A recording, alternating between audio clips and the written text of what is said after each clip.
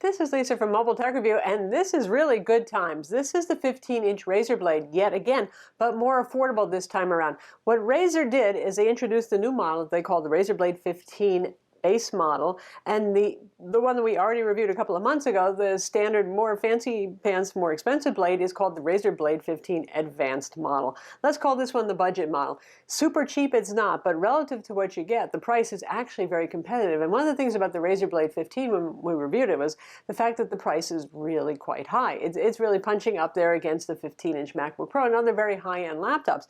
So this one, you still get the same beautiful chassis, just a hair thicker, that's all.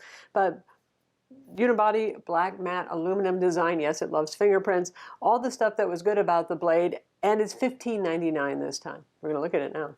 So let's talk about what's the same before we talk about what's different on this model. You have the same Core i7-8750H 6-core Intel 8th generation Coffee Lake CPU. You still have 2 RAM slots inside, so you can upgrade the RAM if you want. 16 gigs of DDR4, 2667 megahertz RAM inside, an M.2 slot populated with a PCIe NVMe fast SSD, and the 720p webcam, the Intel 9260 AC Wi-Fi. All of that's the same. Same Microsoft Precision glass trackpad, same body look, equally as nice and high-end and pretty and all that sort of thing. So that's what's the same about it, all the core stuff.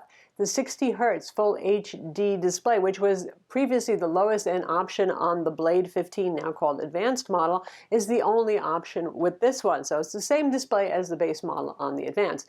144 hertz refresh is what we had in the full HD line for our review, and that display does look a little bit better. Just a little bit higher color saturation, a little bit more contrasty looking. In terms of metrics from our colorimeter, they look the same. If you want the 4K display, you still have to go with the Advanced model or the 144 hertz option.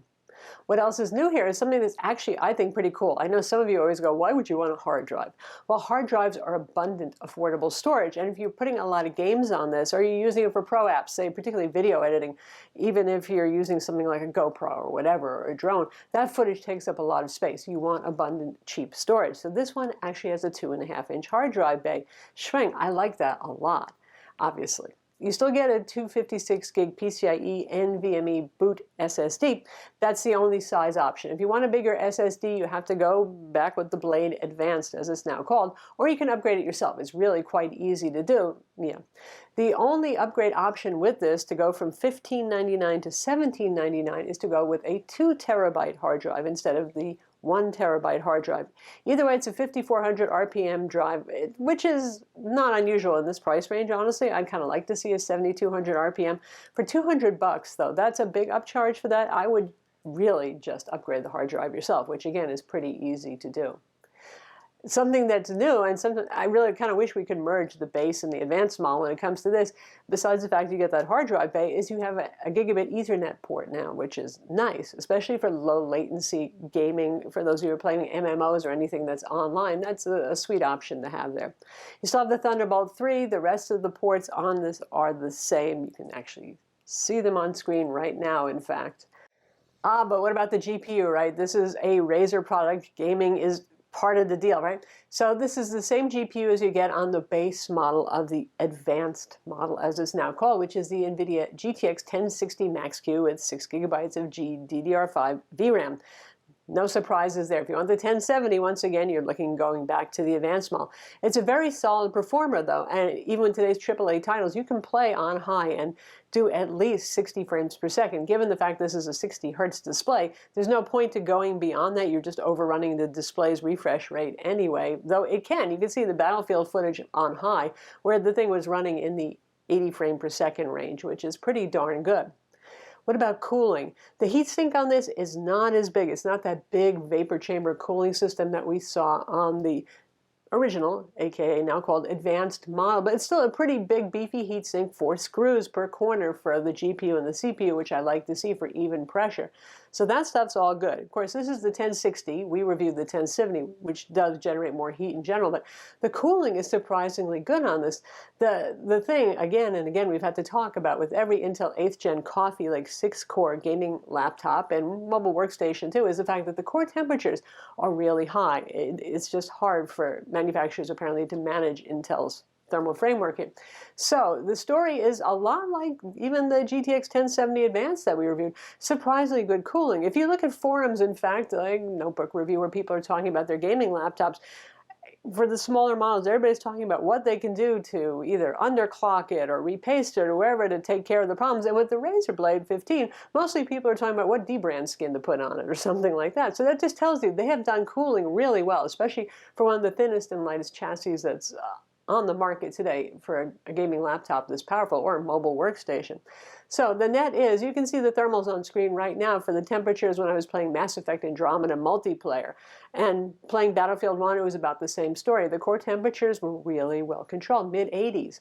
And that doesn't mean that the frame rate was poor. It was just the same as we would expect to see with any other laptop with these same specs inside. Likewise with the benchmark. The thermals on this are looking quite good, and the performance numbers are also good. So Razer Blade has done it again twice, which is really nice, especially at the price. In terms of actual heat to the touch and fan noise, it's about the same as the original version of the Razer Blade 15 with the GTX 1060, which is to say it's going to get hot on the bottom when you're gaming. You're going to want to use a laptop cooler or a lap desk. Don't put it on your skin because it'll be kind of toasty. Otherwise, it's pretty tolerable in terms of temperatures, and the keyboard deck doesn't get hot. And in terms of fan noise, again, the fans sound very similar. It's not an annoying grating sort of sound, but you certainly will hear the fans when you're gaming. Not enough that you have to wear headphones, but you might want to wear headphones when you're gaming. So for all this goodness, something has to give, right? Well, it's the battery capacity. Once you put a hard drive in, or conversely, this is why a lot of laptop manufacturers leave out the hard drive now, you have less space for a battery. So the Blade Advanced has a 80 watt-hour battery. This one has a 65 watt-hour battery. But Razer did some cool stuff with their power management, and the battery life actually isn't that bad. It's going to depend on how often you trigger that dedicated graphics in there. We do have NVIDIA Optimus, so it can run on integrated graphics. If you're working in Office, and most of the time if you're on the web or something like that, it's going to use integrated graphics. But the battery life on this isn't so different from the advanced model with the GTX 1060, which is to say about 6.5 hours or so. Not bad, not amazing, but for a powerful, thin, and light gaming laptop that doesn't have a very big battery, it's decent enough. Comes with a 180 watt charger instead of the 200 watt charger that the advanced would have with the GTX 1060 inside. They're not giving you that extra wattage there in case you want to overclock the GPU basically to support that as well as possible, but not a deal breaker in my mind, and I think it performs quite well without even trying to do overclocking. Speaking of that, Razer Synapse has their control panel that they offer for setting the backlight on the keyboard, and also as gaming mode versus standard mode. And gaming mode made a difference with the original Razer Blade 15 advanced model. And here, benchmarking and playing games with it on and with it off, really the thermals and the numbers were about the same.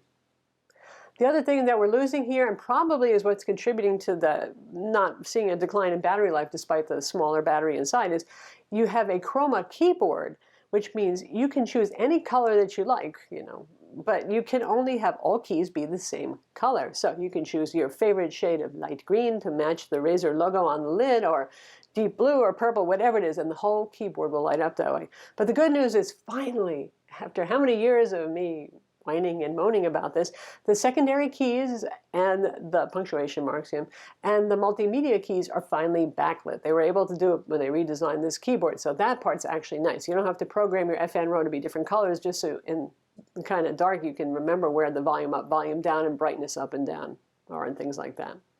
Other than the color change and a little change to the ventilation to allow some air through on the keyboard, or additional air through on the keyboard, it feels exactly the same in terms of tactile feel and travel, which is to say it's a very short travel keyboard, though, compared to a 15-inch MacBook Pro. It seems like a deep travel keyboard because the keys at least do move considerably. So the Blade 15, this version, might look the same as the more expensive version, but once you get inside, that's where the differences are. Still Torx T5 screws holding down. It's pretty easy. You just unscrew those and then you lift up, just grab from here. It comes right off. Nothing tricky going on. This is what the underside lid looks like, and you see this thick, sticky stuff that's right here. Well, this is actually heatsink material, and that is what lays across the SSD to help keep it cool. There was a mod I suggested for the previous Razer Blade 15. Looks like they took it seriously, and they're doing that now. And this other little rubbery block right here is for the PCH. Keep that cool. And it's effective. It works. The SSD temperatures are excellent on this, so is the PCH. And once we're inside, we can see a heatsink area, other than the fact it's not painted completely black like the more expensive Blade was. It's a similar design. They're not as huge a heatsink area, but still it's very effective. Like I said, even when gaming, the temperatures are really very good on this. Still have 2 RAM slots, good times there. We got our fans with our heat pipes, so the heat exits out the rear, not at you. Good. Always good. Here is our M.2 SSD slot, NVMe SSD inside. And there's the new thing, the hard drive bay. So for those of you who need a lot of affordable storage, that's a pretty exciting thing. You have lots of games, or you're using this for video editing, you need a place to store all of that footage. Wonderful to see that as an available option. Now, the drawback is that we do have a smaller capacity battery inside of here. The original Blade has a bigger 80 watt-hour battery, and this is taking up some of the space where that battery would be, so it's reduced in size. Over here, this is the Intel Wi-Fi card at 9260 AC wireless, and these are our speaker modules, which fire upward from the keyboard deck, which is good. No getting muffled and firing downward. So all in all, for $300 less than the advanced model, I'm really very pleased with what they did here. $1599 is a lot less terrifying than $1899 and up in terms of pricing. And again, the fact that you can upgrade it and all that stuff, as you saw, it really helps too for your SSD, your RAM, your hard drive capacity. It's one of the best Windows 10 laptops currently on the market for those of you who are looking for a powerful machine that can game or really chew through Adobe Premiere Pro and that sort of thing. I'm Lisa from Mobile Tech Review. Be sure to subscribe to our YouTube channel for more cool tech videos, and thumbs up if you like this vid.